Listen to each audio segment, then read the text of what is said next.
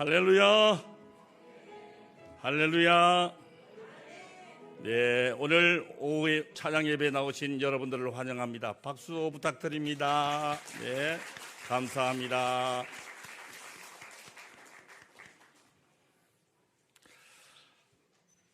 오늘 하나님께서 주신 말씀으로 마리아의 눈물이라고 하는 제목으로 말씀 나누실 때에 주님의 음성을 듣는 귀한 시간 되시기를 간절히 소망합니다. 이 세상에서 성공한 사람들의 뒷자리에는 늘 그분들 어머니의 간절한 눈물이 함께합니다. 어린 시절부터 하나님의 존재를 부정하면서 술과 여자에 빠져서 방탕한 생활을 했던 성 어거스틴, 방탕하던 아들 어거스틴 뒤에는 기도의 어머니 모니카가 있었습니다. 어머니 모니카는 아들 어거스틴을 위해서 날마다 눈물을 뿌리며 기도했습니다. 수년 동안 어머니의 눈물 어린 기도에도 불구하고 어거스틴은 여전히 방탕한 삶을 살았습니다. 답답함을 이기지 못한 어머니께서 교회 목사님을 찾아가서 상담을 했습니다. 어머니의 이야기를 다 경청한 뒤 그 목사님은 조용히 이렇게 말했습니다. 어머니, 아무것도 걱정하지 마시고 돌아가세요. 이렇게 눈물을 뿌리는 기도의 자식은 결코 망하는 법이 없습니다.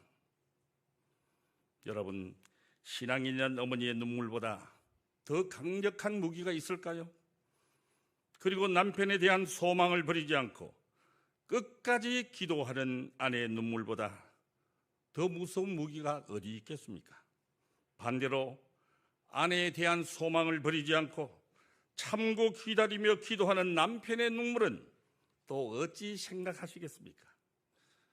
자식 문제에 대해서 치맛바람을 일으키는 어머니보다 무릎 꿇고 기도하는 어머니가 훨씬 더 능력 있는 어머니입니다. 자식들의 무능함을 질책하고 빗나가는 자식들을 꾸중하고 나무라기보다는 기도하는 어머니의 무릎이 훨씬 더 힘이 있는 줄 믿습니다. 성경 속에는 눈물로서 기도한 어머니들의 이야기가 참으로 많이 나옵니다. 이 어머니들은 두려움 속에서도 희망을 가지고 하나님께 나아갈 만큼 용감했으며 자녀들을 위하여 끈질기게 기도했습니다. 많은 어머니들 중에서도 예수님의 어머니 마리아는 성경에서 가장 존경받는 어머니 중에 한 분이십니다. 암울한 시기에 아들을 위해서 간절히 기도하는 믿음의 여인이었습니다. 성경에서도 많은 구절들이 마리아의 기도 생활을 묘사하고 있습니다. 그러한 구절 중 하나가 바로 오늘 본문 말씀인 누가복음 1장 46절에서부터 55절까지의 말씀입니다. 성경에는 마리아의 창가라고 부르는 이 부분에서 마리아는 자신이 예수의 어머니가 될 것이라는 사실을 알게 된 후에 하나님을 찬양하는 노래를 불렀습니다. 마리아는 목수의 직업을 가진 요셉이라고 하는 청년과 정혼을 한 사이였습니다. 그런데 요셉과 결혼도 하기 전에 천사 가브리엘이 찾아와서 그녀가 하나님의 아들을 낳게 될 것이라고 하는 놀라운 메시지를 전해주게 됩니다. 여러분 한번 생각해 보십시오. 결혼을 앞둔 순결한 처녀였던 마리아가 성령으로 아기를 갖는다는 것은 엄청난 부담이 되는 일이었습니다. 결국은 하나님의 간섭이 없었다면 파혼을 당할 뻔도 하였습니다. 46절에서 48절의 말씀을 다 함께 봉독하시겠습니다. 글자가 안 나오네요. 네, 시작. 마리아가 이르되 내 영혼이 주를 찬양하며 내 마음이 하나님 내 구주를 기뻐하였음은 이제 후로는 만세 나를 복이 있다 일컬으리로다. 아멘. 여기에서 보듯이 마리아의 영혼이 참으로 맑고 순수할 뿐만 아니라 그녀는 하나님의 자비와 신실하심을 찬양하고 있으니 얼마나 믿음 또한 깊은 분이십니까? 제가 최근에 읽어본 책 중에요, 조나단 에드워즈의 영적 감정을 분별하라는 책이 있는데요, 이 책의 50페이지 내용 중에 믿음에 대한 해석이 하나 나옵니다. 성경에 따르면 천국의 믿음은 하나님에 대한 가장 위대한 찬양과 경배로 표현된 사랑과 기쁨이다라는 구절이 있는데, 바로 이 표현이야말로 마리아의 믿음을 대변하는 표현이고, 또한 고린도전서 13장 전체 내용이 예수님의 어머니이신 마리아의 심정을 잘 표현하고 이를 잘 증명하는 것이라고 기술하고 있었습니다. 사랑하는 성도 여러분, 그렇다면 마리아는 과연 어떤 사람이었을까요? 인류 역사에서 찬양의 대상으로 가장 사랑받아온 여인은 바로 예수님의 어머니이신 마리아입니다. 마리아라고 하는 이 이름의 뜻은 높여진 자라는 의미를 가지고 있는데요, 흔히 우리가 성모 마리아로 일컬어지는 분이 바로 이분이십니다. 세계 역사에서 마리아만큼 추앙과 존경의 대상이 되어온 여성은 아마 없을 것입니다. 마리아에 대한 그런 태도는 시대 고금을 넘어서고 남녀노소 빈부귀천을 총망라해서 이루어져 왔습니다. 마리아는 나사렛이라고 하는 아주 작은 시골 마을에 살고 있던 집안 배경도 그리 분명하지 않은 처자였습니다. 그러나 또 또래 여자들보다 하나님의 능력을 확실히 믿는 매우 진실하고 경건한 삶을 살고 있었을 것이라는 추측을 해봅니다. 왜냐하면 그것은 하나님의 메신저 천사 가브리엘과 마리아가 직접 나눈 대화 속에 그의 성품이 고스란히 남아있기 때문입니다. 잠시 1장 30절과 31절을 거슬러 올라가서 한번 살펴보시겠습니다. 함께 봉독하시겠습니다. 천사가 이르되 마리아여 무서워하지 말라. 내가 하나님께 은혜를 입었느니라. 보라, 내가 잉태하여 아들을 낳으리니 그 이름을 예수라 하라. 아멘. 결혼을 앞둔 처녀에게 이 무슨 회개망측한 말입니까? 두려움에 사로잡혀 당혹스러워하는 마리아의 모습이 상상이 되어집니다. 아직 남자 관계를 한 적이 없는 마리아를 안심시키고 그 수태는 성령의 능력으로 이루어진 것이라고 설명을 합니다. 그리고 그 아들이 바로 이스라엘 민족이 오매불망 기다려오던 메시아라고 했습니다. 마리아는 천사로부터 이 수태고지를 단순한 믿음으로 받아들였습니다. 38절의 말씀을 제가 봉독해 올리겠습니다. 마리아가 이르되 주의 여종이오니 말씀대로 내게 이루어지리라 하며 천사가 떠나가니라. 아멘. 마리아의 입장에서는 참으로 엄청난 모험이었습니다. 우선 약혼자 요셉이 자신의 불륜을 의심할 것은 불을 보듯이 뻔한 일이기 때문입니다. 그 다음에 동네 사람들의 수군거림을 견디어 내야 할 것입니다. 그러한 마리아의 입장을 지켜주기 위하여 하나님은 요셉의 꿈에 나타나서 마리아의 임신이 성령의 능력으로 이루어졌다고 확인해 주셨습니다. 어려운 숙제 하나가 풀려진 셈이죠. 그 후 마리아는 유대의 한 산골 마을에 살고 있던 제사장 사가랴의 집을 방문하게 됩니다. 사가랴의 아내 엘리사벳을 만나기 위함이었습니다. 마리아의 친척이기도 했던 엘리사벳이 많은 나이에 성령의 능력을 힘입어서 아기를 임신했다라고 하는 소리를 들었기 때문이었습니다. 엘리사벳은 후에 예수님의 선구자로 요단강에서 회개의 세례를 베풀었던 세례 요한의 어머니였습니다. 마리아는 석 달 정도 엘리사벳과 함께 지내면서 하나님의 역사하심과 그 은혜에 대한 깊은 대화를 나누었습니다. 그때 불렀던 마리아의 찬가가 바로 오늘 성경에 기록된 이 내용입니다. 여러분, 세례 요한의 어머니 엘리사벳은 또 어떻습니까? 힘들고 어려운 환경 속에서도 아들을 약속받았을 때 그녀 역시 하나님을 찬양하는 노래를 불렀습니다. 그녀는 자신의 믿음을 다른 사람에게 보여주셨습니다. 엘리사벳은 하나님의 기적적인 능력을 믿었습니다. 그녀는 어려운 임신 중에도 오로지 그분께 매달려 기도했습니다. 그렇게 함으로써 그녀는 어머니가 되는 것이 우리와 우리 자녀들의 삶을 위한 하나님의 능력에 대한 믿음을 가질 수 있는 훌륭한 기회임을 우리에게 보여주고 있습니다. 엘리사벳은 기도의 힘이 얼마나 강력한지 보여주었습니다.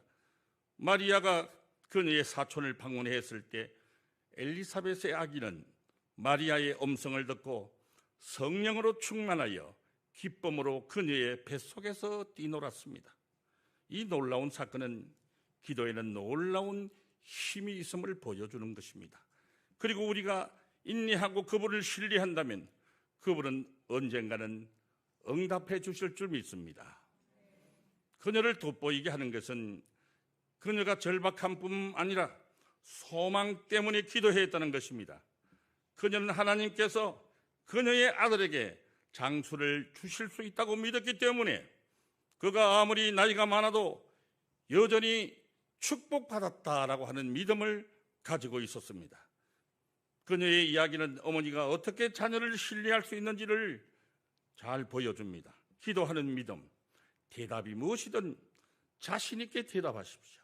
엘리사벳의 흔들리지 않는 소망은 우리의 환경에 관계없이 하나님의 약속을 반드시 신뢰하는 오늘날 우리 어머니들 모두에게 모범이 될 줄 믿습니다.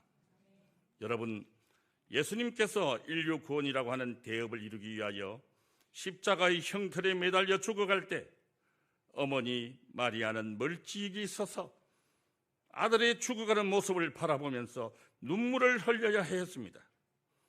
지금 골고다의 언덕에 세워진 세 개의 십자가 가운데는 마리아의 사랑하는 아들 예수가 양 손바닥에 큰 대못이 박힌 채 피를 쏟으며 서서히 죽어가고 있습니다.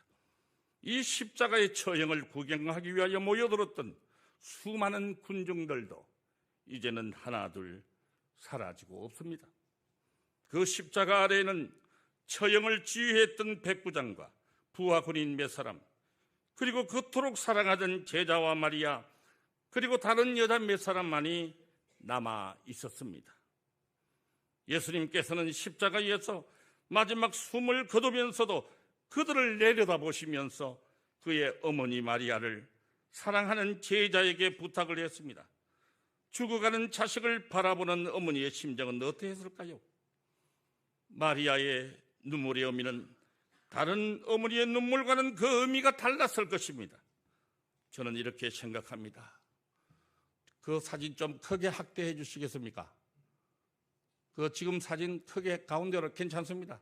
제가 약간 비길게요. 크게 한번 보여주세요. 눈물 흘리는 마리아의 모습인데요. 잘 보이시죠? 네, 참으로 장하다. 저렇게 눈물을 흘리면서도 마음속으로는 이렇게 얘기했을 것 같아요. 참으로 장하다. 네 아들 예수야, 너의 죽음은 이 세상의 빛이요 죄 많은 이 세상 사람들을 위한 새로운 이정표가 될 것이다. 이 엄마의 눈물은 슬픔의 눈물이 아니라 기쁨의 눈물이란다. 이렇게 말씀하셨을 것입니다. 어머니 마리아의 마음에는 영원한 나라에 대한 확고한 믿음이 자리하고 있었기 때문이죠. 우리는 오늘 어머니 마리아가 흘린 그 눈물의 의미를 깊이 묵상하는 이 시간 되시기를 바랍니다. 그리하여 우리의 가슴 속에 슬픔의 눈물이 아니라 기쁨의 눈물을 흘렸을 마리아의 눈물의 의미를 다시 한번 깊이 가슴 속에 새기는 저와 여러분 되시기를 주님의 이름으로 축원드립니다. 성도 여러분, 자식들을 위해서 눈물로서 기도하는 어머니들에게는 우리 무엇을 배울 수 있을까요? 첫째, 한나와 라헬 그리고 서가랴처럼 주님은 우리의 간절한 기도를 들으시고 우리가 시간을 내어 그분께 부르짖는다면 응답하실 것임을 기억하는 믿음을 갖는 것이 매우 중요합니다. 두 번째로는 마리아와 엘리사벳처럼 기도는 단순한 말 이상입니다. 그것은 주님을 신뢰하는 우리의 자세입니다. 기도는 주님께서 우리에게 하라고 부르신 일에 발을 내디딜 때 순종의 새로운 발걸음을 내디딜 수 있는 확신을 주는 담대한 믿음의 선언이기 때문입니다. 궁극적으로 이 어머니들은 상황이 아무리 불가능하더라도 하나님의 백성이 하나님께 겸손히 의지하고 간절히 기도할 때 하나님께서 여전히 놀라운 일을 행하실 수 있음을 보여준다는 사실입니다. 그래서 우리는 무엇을 배웠습니까? 성경에 나오는 이처럼 많은 능력이 있는 어머니들이 자녀를 위해 간절히 기도했고 큰 결과를 보았습니다. 이 어머니들은 기도의 중요성과 환경을 변화시키는 기도의 능력을 보여주는 예입니다. 자녀를 위해 기도할 때 우리는 무엇보다 먼저 간 어머니의 강력한 유산에 합류합니다. 사랑하는 땅끝 성도 여러분, 하나님을 사랑하는 데는 어떤 조건이나 이유가 있을 수 없습니다. 자식 사랑은 하나님이 사랑하시는 자녀를 사랑하는 것이 되어야 하고 하나님을 사랑하는 자녀로 양육해야 합니다. 하나님을 사랑하고 하나님을 의식하는 자녀는 절대로 잘못되거나 빗나간 길을 가는 법은 없습니다. 사랑하는 우리의 자녀들이 교회 활동을 하는 것도 자신들의 즐거움인지 아니면 하나님을 사랑하는 신앙의 고백인지를 분명히 알도록 해야 합니다. 그리고 아무리 어려운 상황 가운데서도 하나님께 최선의 것을 드리는 훈련이 필요합니다. 예수님을 믿고 신앙생활을 하는 것은 결코 쉬운 일이 아닙니다. 행복한 가정을 이루기 위한 신앙적인 결단이 요구되기 때문이지요.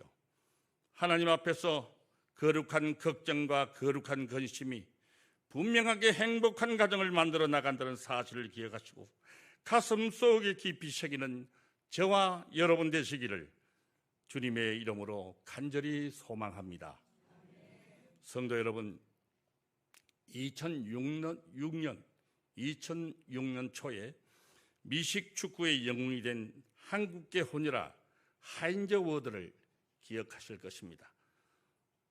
오늘날 이 하인저 워드의 성공이야말로 어머니의 눈물로서 시작되었음을 부인할 수가 없습니다. 그렇다면 미국 사회에서 하인저 워드가 성공할 수 있었던 그 요인은 무엇이었습니까? 아버지로부터 버림받은 엄마, 그리고 양놈의 자식을 낳았다고 손가락질하는 친정 식구들로부터 외면당한 엄마, 조국은 그를 버렸습니다. 그러나 타국 땅에서 홀로 된 그녀는 무슨 일이 있어도 아들만은 버릴 수가 없었습니다. 학교에서는 한국인도 미국인도 아닌 정체성의 혼란 때문에 받았어야만 했던 크고 작은 마음의 상처들로 가득한 하인저 워드. 아들 하인저 워드에게 있어서 엄마란 존재는 늘 숨기고 싶은 존재였습니다. 우선 피부색이 다르고 배운 것이라고는 전혀 없는 그야말로 무식하기 짝이 없는 엄마, 거기에다 경제력조차 전혀 없는 엄마는 아들 하인저 워드에게 있어서는 늘 감추고 싶은 존재요 부담스럽기 짝이 없는 사람이었습니다. 그러나 그러한 어머니에게 가장 강력한 무기가 있었습니다. 그것은 바로 하나님을 향한 믿음과 아들을 향한 사랑이었습니다. 어머니는 빗나가는 아들을 향해서 질책과 구중보다는 기도와 눈물을 선택했습니다. 어느 날이었습니다. 워드가 어머니 차로 등교를 하면서 평소처럼 친구들이 모르게 차 아래로 깊숙이 몸을 숨겼다가 학교 앞에서 급히 차 문을 열고 교문을 향해서 뛰어 나가려던 찰나, 그때 워드가 잠깐 고개를 돌리는 순간 그는 어머니의 눈에 그릉그릉 맺힌 황소 눈물을 보았습니다. 그날 지금까지 바보로 보였던 어머니를 바로 보게 된 것입니다. 접시 닦기에다가 호텔 청소부, 그리고 가게 점원으로 하루 3군데를 뛰면서도 늘 제 시간에 식사를 챙겨주시는 어머니, 자신을 위해 애쓰시는 어머니의 헌신적인 사랑을 보게 된 것입니다. 어머니의 사랑과 눈물이 그에게 희망과 웃음을 주었습니다. 그는 경기 중에 누군가가 강한 태클을 걸어와도 늘 웃음을 잃지 않았습니다. 하루는 스포츠 기자가 워드에게 이런 질문을 했죠.